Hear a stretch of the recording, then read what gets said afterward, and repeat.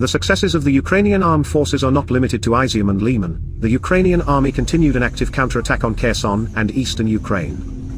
The liberation of Liman is regarded by international and Ukrainian military experts as a significant strategic success of the armed forces of Ukraine.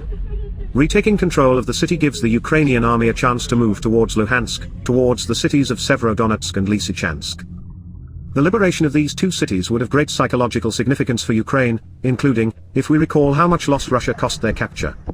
At this point, it is already more than 60,000 people according to estimates on the Ukrainian side, in fact even more.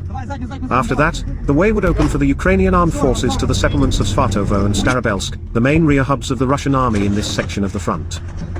If these two towns were liberated by the Ukrainian armed forces, practically the entire front would collapse. Russian resources write about the Ukrainian armed forces offensive and the dangerous situation in which Putin's troops find themselves, with the loss of control and communications.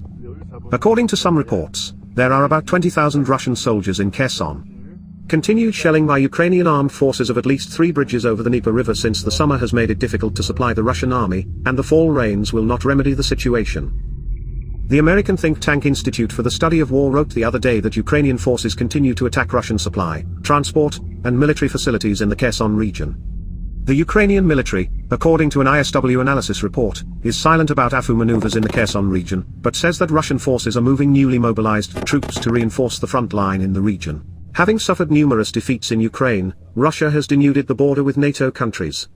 Of the 30,000 Russian troops stationed near the Russian Federation's borders with the Baltic states and Finland, 80% have been moved to Ukraine.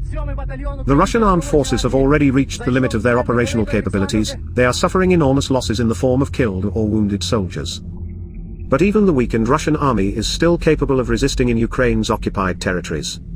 This is not the time to relax. To help the channel grow, watch one or more of the videos offered to you at the end. Thank you.